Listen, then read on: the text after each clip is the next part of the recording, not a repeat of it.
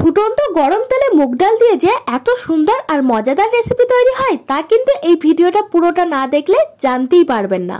পুরো অবাক হয়ে যাবেন যে ফুটন্ত গরম তেলে মুগ ডাল দিয়ে এত সুন্দর রেসিপিও হয়।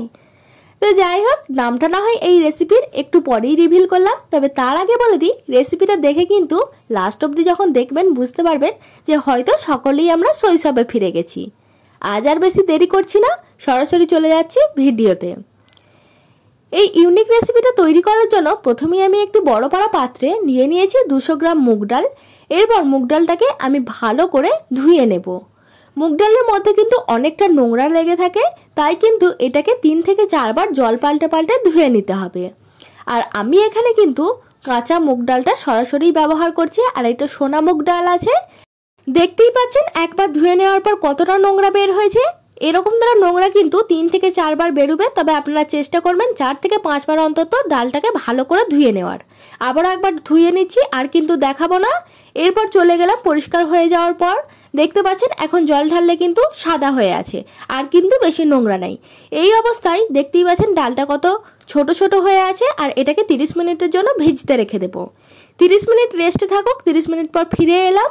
এখন আমি আপনাদেরকে দেখিয়ে দিচ্ছি, দেখুন যে ডালটা কতটা বড় হয়ে গেছে, তাই না? এটা কিন্তু শুকোতে দিলে, মানে আমি এরপর শুকোতে দেবো, তখন কিন্তু আরও বড় হয়ে যাবে বা ফুলে যাবে।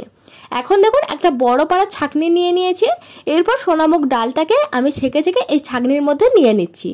ছাঁকনিতে 5 মিনিট থাকার পর আমি একটি সুতির কাপড় নিয়েছি। সুতির কাপড়ের উপরে এই ডালটাকে আমি বিছিয়ে দিচ্ছি, যাতে শুকিয়ে যায় বা জলটা টেনে নেয়। এরকমভাবে কিন্তু মিনিমাম 15 থেকে 20 মিনিট রাখতে হবে। আমি ওই 15 মিনিটের মতো রেখেছিলাম, আর এটা ফ্যানের নিচে ছিল। আপনারা চাইলে কিন্তু কড়া রোদেও দিতে পারেন। 15 মিনিট পর ফিরে এলাম। এখন দেখুন এই যে এবার ঝাড়ছি, কত সুন্দরভাবে ডালগুলো জড়ো হয়ে যাচ্ছে, আর একটার সাথে একটা লেগেও যাচ্ছে না। ডালগুলো কিন্তু পুরোপুরি শুকনো হয়ে গেছে। এই ডালগুলোকে এরপর আমি একটা জায়গার মধ্যে তুলে নিচ্ছি। এখন দেখুন এই যে দেখতেই পাচ্ছেন একটা একটা হয়ে গেছে, আর কিন্তু জোড়া লেগে নেই। আর এই স্টেপটা কিন্তু আবশ্যিক। আপনারা এই স্টেপগুলো ফলো করলে আমার মতো আপনাদের এই রেসিপিটি হবে ক্রাঞ্চি। তো যাই হোক, দেখতেই পাচ্ছেন 200 গ্রাম ডাল ফুলে ফেপে এতগুলো হয়ে গেছে। 200 থেকে মিনিমাম ওই 350-এর মতো হয়ে গেছে ডাল। আমি কিন্তু নিয়েছিলাম 1 কাপ। এরপর এগুলোকে সরাসরি ভেজে নেব। তার জন্য একটি কড়াইয়ে আমি তেল গরম করতে দিয়ে দিয়েছি। তেলটা খুব ভালো করে কিন্তু গরম করে নিতে হবে। তেলটা হাই ফ্লেমে গরম করে নেওয়ার পর এরপর ডালগুলো 1 বাটি করে আমি দিয়ে দিচ্ছি গরম তেলের মধ্যে। এরপর হচ্ছে ম্যাজিক। দেখুন আমি একবার নাড়াচাড়া করে নিচ্ছি, আর এই কাজটা আমি হাই ফ্লেমেই করছি। এক্ষেত্রে লো ফ্লেম বা নর্মাল ফ্লেম বা হাই ফ্লেমের কোনো ব্যাপার নেই, হাই ফ্লেমের কোনো ব্যাপার নেই, হাই ফ্লেমেরই ব্যাপার আছে। হাই ফ্লেমে দিয়ে এই কাজটা করে নিতে হবে। দেখতেই পাচ্ছেন এগুলো কিন্তু ভাজা হয়ে গেছে। এরপর আমি এগুলোকে তুলে নিচ্ছি। মুগ ডাল ভাজতে কিন্তু বেশিক্ষণ সময় লাগে না, যেহেতু আমি হাই ফ্লেমে দিয়েছিলাম। ওই ধরুন 3 থেকে 4 মিনিটের মধ্যে কিন্তু মুগ ডালটা ভাজা হয়ে গেল 1 বাটি। 1 বাটিতে কিন্তু এতটা কোয়ান্টিটি হয়ে গেছে। আবারও আমি এক এক করে সবগুলো মুগ ডাল অল্প অল্প করে দিয়ে ভেজে নেব।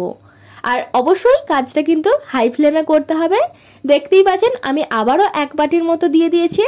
এরপর এটাকে আমি একটু নাড়াচাড়া করে নেব। আর নাড়াচাড়া করে যখন দেখবেন যে যখন দিচ্ছেন মুগ ডালটা, তখন কিন্তু অনেক ফেনা ফেনা ভাব চলে আসছে।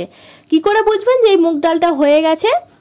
যখন দেখবেন যে এই যে ফেনা ফেনাগুলো বা শব্দ হওয়াটা বন্ধ করে দিয়েছে বা ফেনা হওয়াটা আর হচ্ছে না, তখনই বুঝে যাবেন যে এই ডালগুলো কিন্তু ভাজা হয়ে গেছে বা রেডি হয়ে গেছে।